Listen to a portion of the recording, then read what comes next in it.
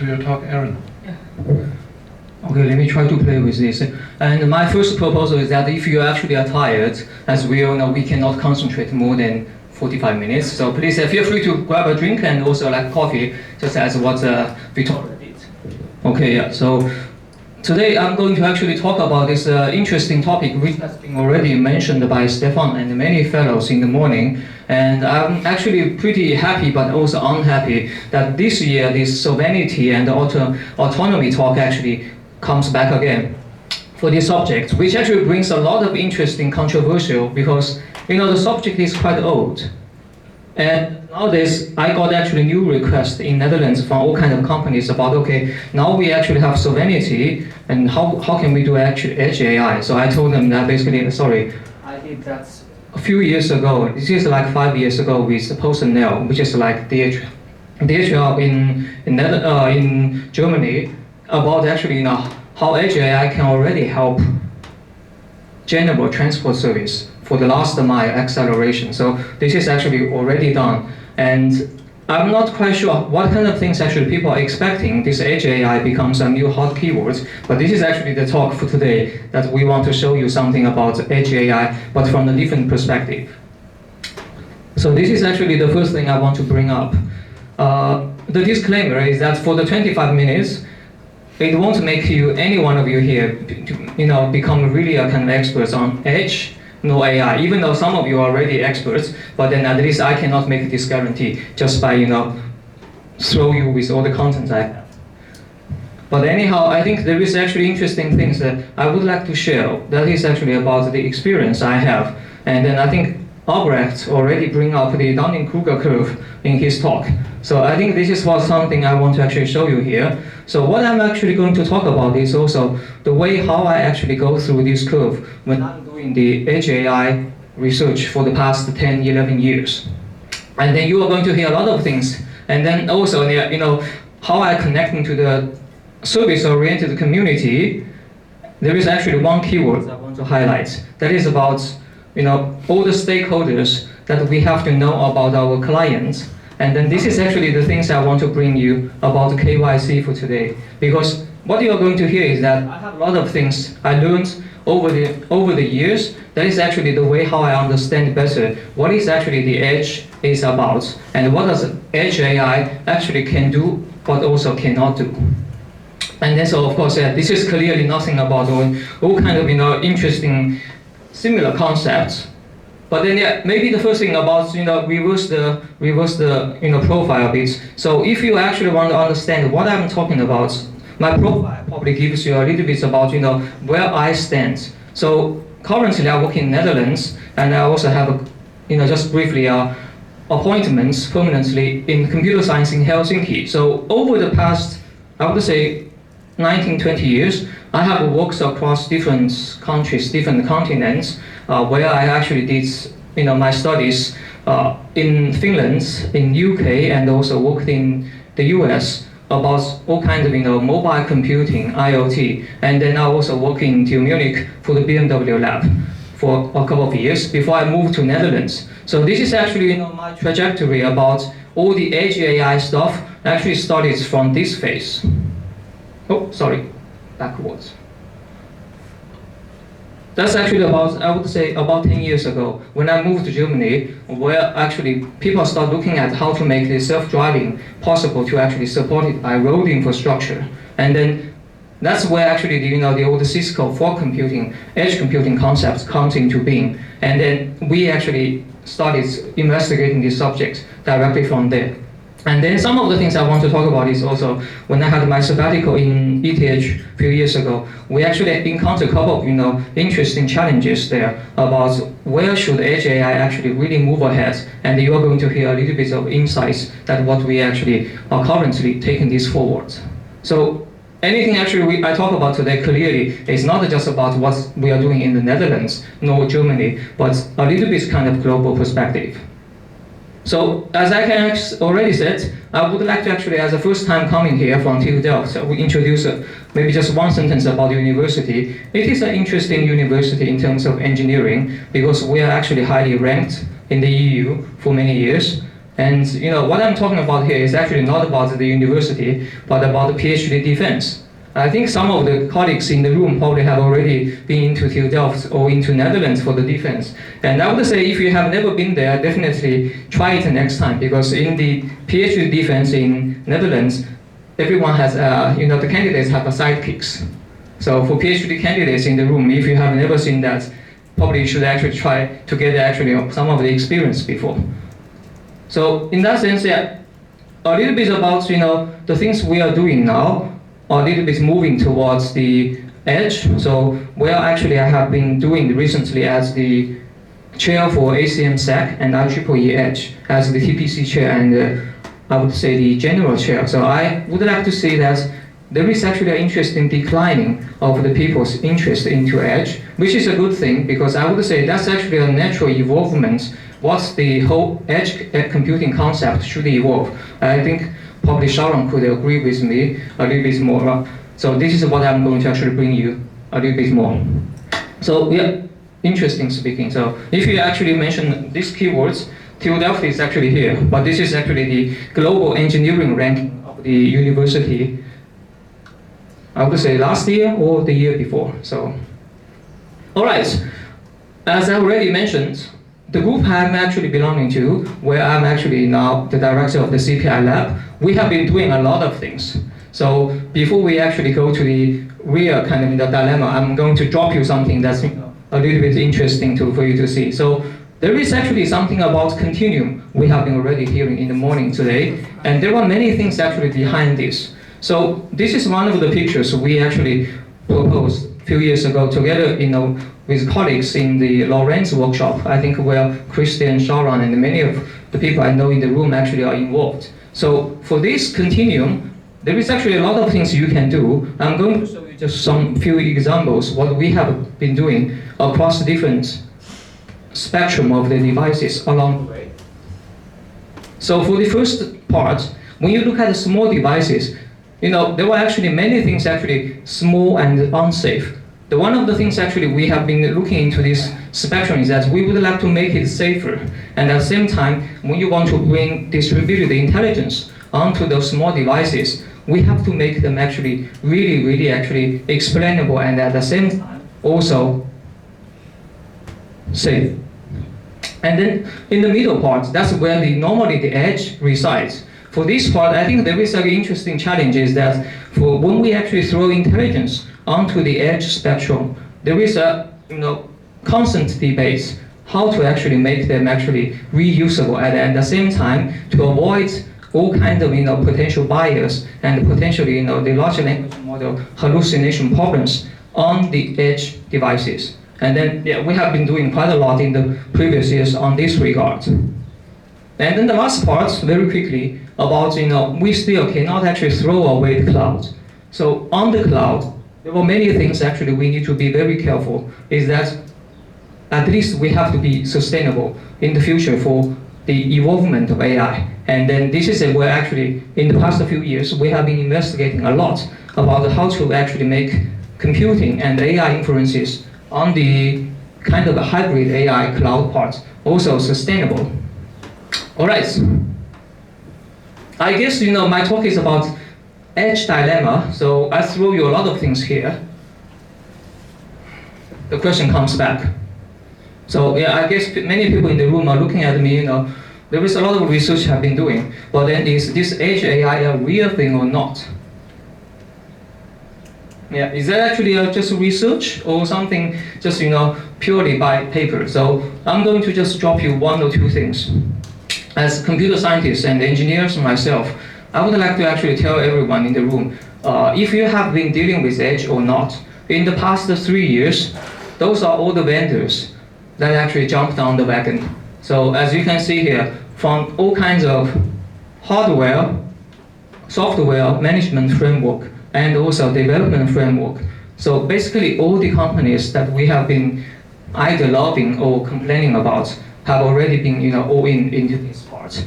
And then even for the Amazon, they already released their chip a few years ago. So if you now buy the new devices from Amazon, you already have the chip in the speakers, smart speakers, and many of the small kind of devices you get from there. So in that sense, I would say, before I say that it is a dilemma, this is already a real thing now.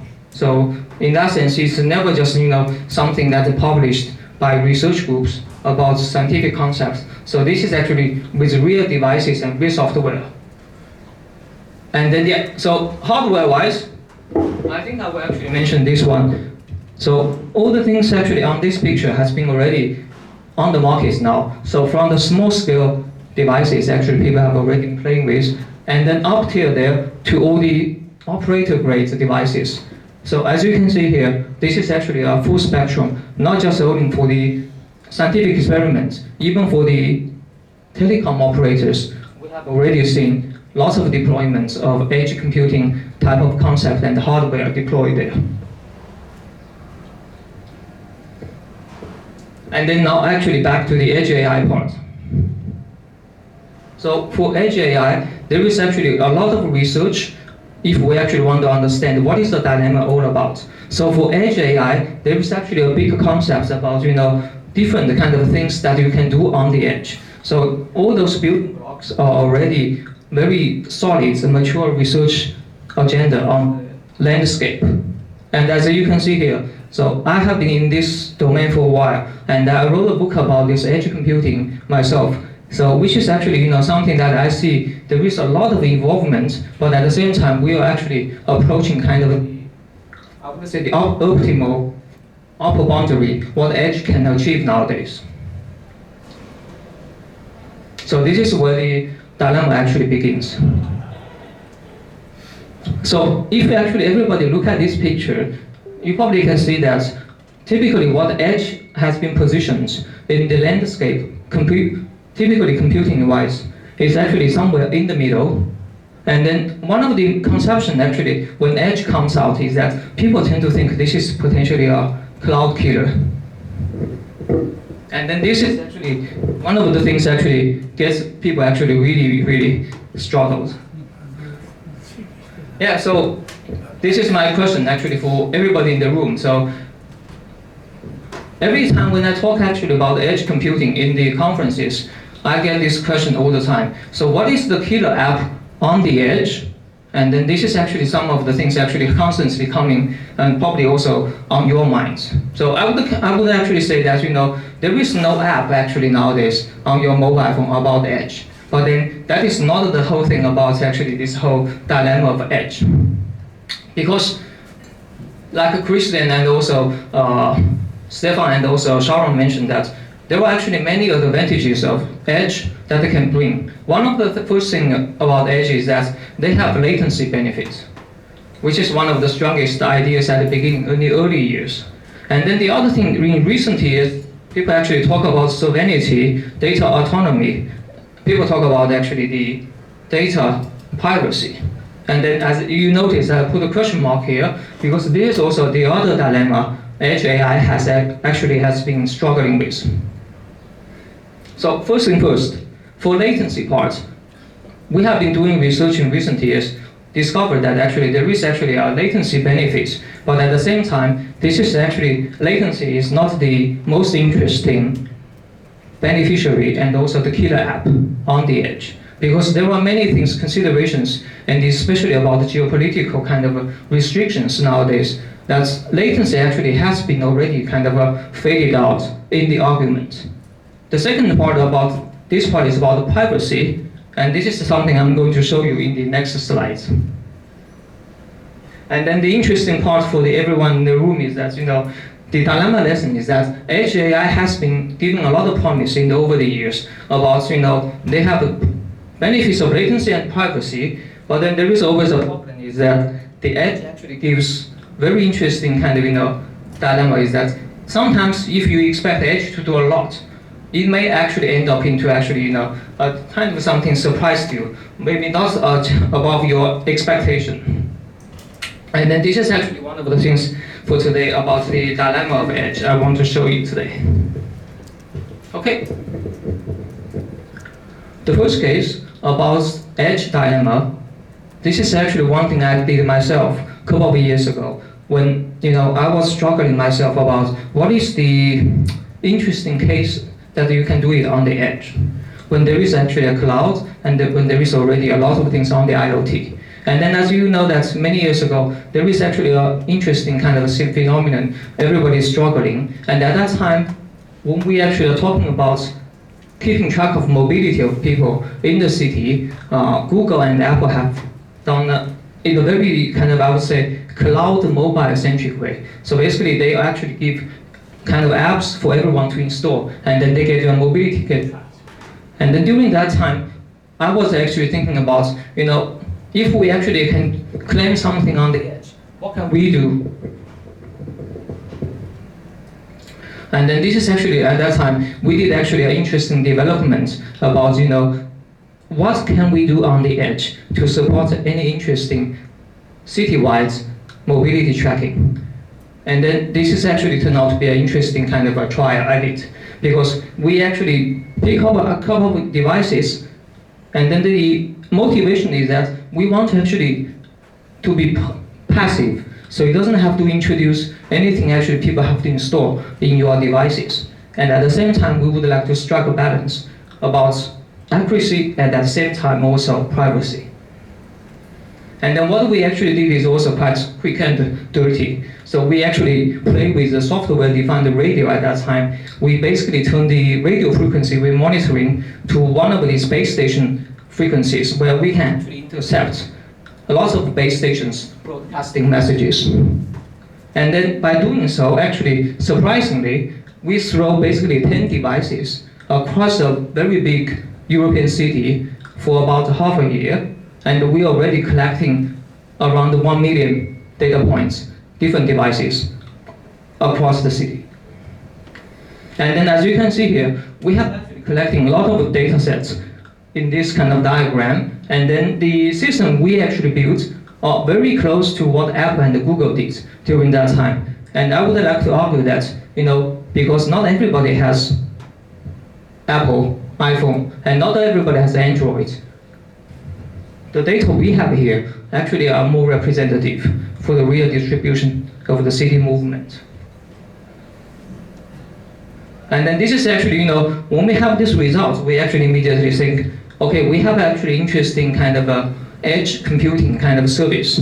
Well, with actually 10 devices, you can actually deploy across the city and provide actually similar and even better performance than the Google and Apple services in terms of mobility tracking. And then immediately, we actually wrote a paper and sent to one of the top conferences. And then as you can see here, this is actually the interesting results for the initiative we tried. So we are actually rejected by the reviewer, even though we actually entered pretty deep into the conference loop. But then the tricky part is that this is the first time I find myself very grateful that we got rejected. And then for people actually in the room who do not know what I'm talking about, reviewer number 2. So this is actually the things actually typically happen. If you are actually in your group submitting paper, this is the reviewer feedback from your colleagues, reviewer number 1 and the reviewer number 2. Okay, yeah. And then the reasons for the rejection, I think this is actually a private lesson I would like to share, because when we are actually doing this research, we actually did similar research a few years ago in the US, and which is very different, different result, because we published that paper later at Infocom with data we collected. But this time we actually did this research in one of these European cities where we have actually very different regulations. And then as you can see here, this is actually, if you are having very little legal background, these two sentences looks very, very similar to each other. But then the difference is actually quite huge, because the things we are doing here, I'm going to actually talk about in the next slide, is that we are actually monitoring on the licensed band. And this is what I realized later, because in Europe, if we are doing things monitoring on the licensed band, there is actually a potential kind of legal perspective whether we are allowed to do so. And then later I talked to our legal officers in the university, and they are actually really happy that we actually got rejected, so that this result, the data points we collected, did not end up into public.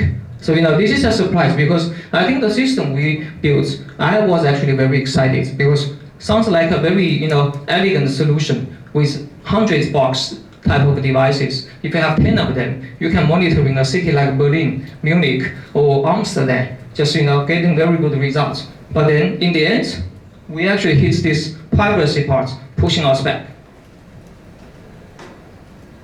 And this is actually interesting, because once we got rejected, I did not stop by saying that, okay, well, Edge did not give us what I want, but then I turned that lesson into actually a proposal. So this is one of the proposals we actually got awarded, and I'm the coordinator for this project about actually how to do this Edge kind of data analytics more kind of trustworthy and at the same time, I would say, responsible. And then our project actually ended last year, where, as you can see here, that we have actually lots of interesting kind of colleagues involved, including Hailing and also John Procroft in the picture here. And then, even the system itself, actually, we did not throw them away. Even though the data sets we collected, we did not touch them anymore. So what happened to the system we built? We actually later changed the system frequency to Bluetooth 2.4 gigahertz. And we actually discovered that, the Apple tag actually has a lot of privacy leakage if you actually do not configure the system properly. And then we later actually even published that paper by retuning the systems a bit. So we actually got this research still, on the Edge to one of the major conferences. And then this is actually, something that I find it actually interesting in the end, that anything we are doing in the society, if they are reusable, you can always find a new life for existing research you have done. All right. I think I'm going to probably close my talk in about, I would say, 4 minutes. Yep. If you can speak up a bit so we have a bit of break and then yeah, indeed. So this is one of the pictures from my colleagues in Switzerland, and then I'm actually giving everybody a kind of question. Can you see actually anything different? This is the picture actually she took this year, and then this is actually the picture from 2013. Less snow. Yeah? Less snow. Less snow, yes. One is black and white. Yeah, of course, yeah, that's that's probably on purpose, yeah. So I think, yeah, you are clearly right. So as we actually now talking about the things that, there is a lot of things changing in our climate. I would say this picture actually tells more than just dropping you some data saying that, things are changing and we are actually going really, really bad into, because the picture actually taken here are exactly the same months, same day, across those years. So as you can see here, we are already kind of entering a new phase of the computing. And then this is actually, the things I'm showing here. So this is one of the dilemma actually on the Edge I want to bring you, just to have a little bit kind of a reflection. And this is actually the things I discovered during my sabbatical in ETH, where the sustainability was actually something challenged quite a lot when we talk about the Edge. One of the things actually people do believe that Edge can contribute is sustainability, but which I actually have really a problem, because if you look at all the optimizations on the cloud, so nowadays the per token, per computing cost of energy has already been quite optimized. And now if you actually believe that we now need to go to the Edge, throw all the things on the Edge, the energy consumption per token and also per, I would say, computing circle is actually really, really bad.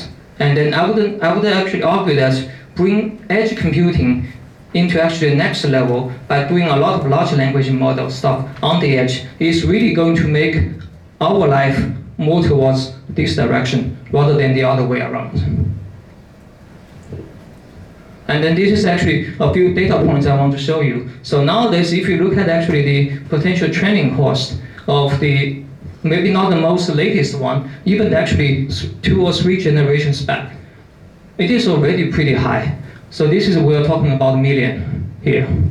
And if you look at actually the top right corner, and then also at the same time, the time and the carbon emission of all the training costs. I think this is also the picture probably you have seen, but I would like to actually bring you back about the challenges we are facing nowadays here.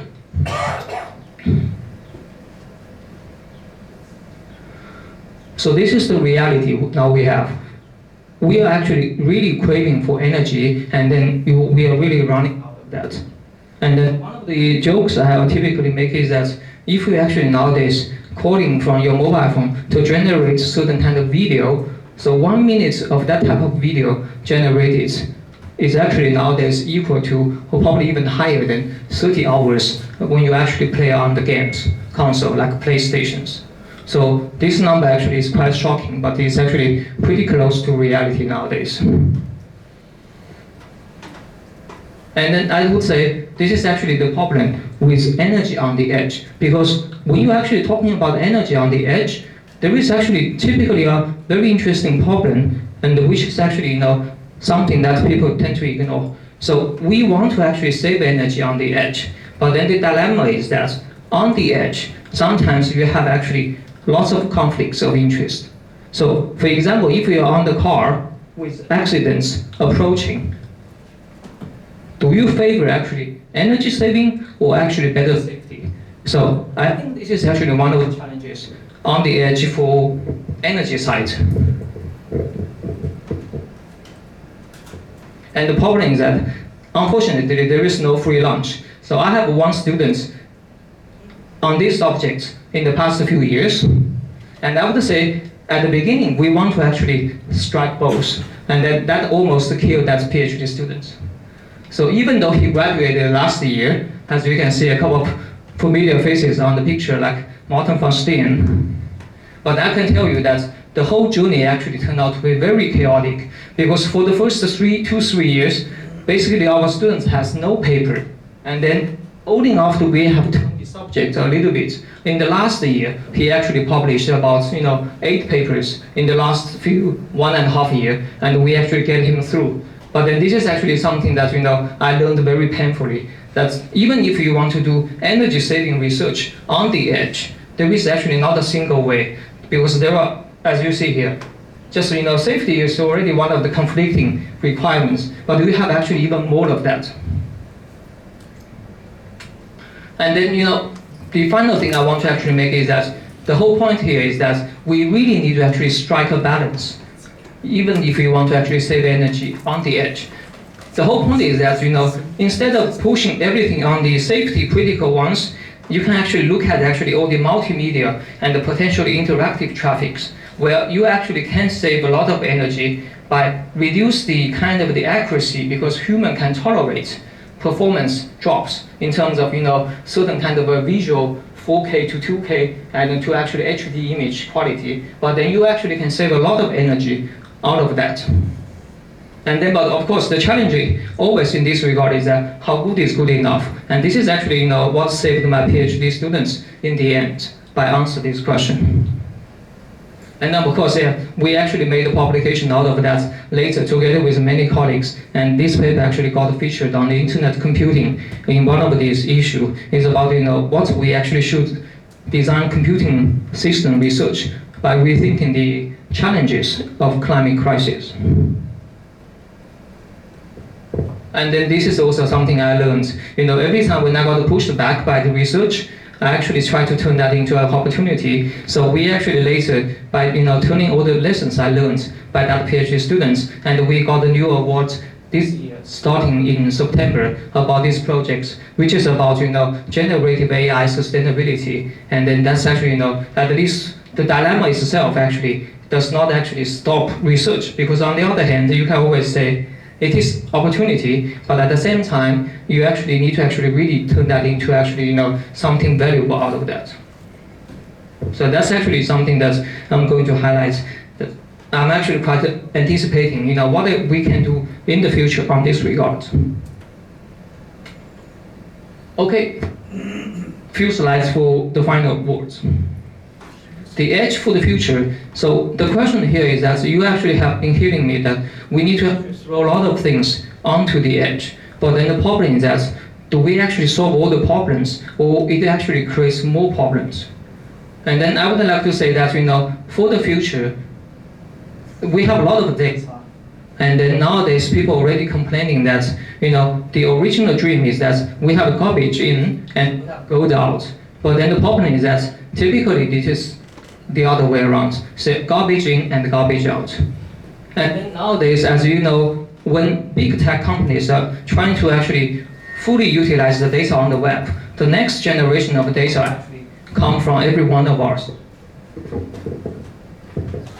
And as I can say that this is also an interesting dilemma I'm actually facing nowadays, because if you look at it here, now the edge computing is actually becoming one of the things the big cloud companies trying to actually put their hands further in the pocket, because that's where nowadays you see why Amazon is actually putting so much effort on the edge computing and all the other front-end computing, because this is actually the future of data they would like to get. So since the depletion of the data on the web is already causing a bottleneck, and then we become the data in the future. And this is actually one of these edge computing dilemma I think we actually really need to actually take care of. Because if we are not doing this properly, in the future, all the interesting dream we have, edge computing, extreme edge computing, they will actually be turned into actually a more kind of, data channels for us to actually donate more data from human bodies, our activities, to the companies for all kind of future AI training purposes.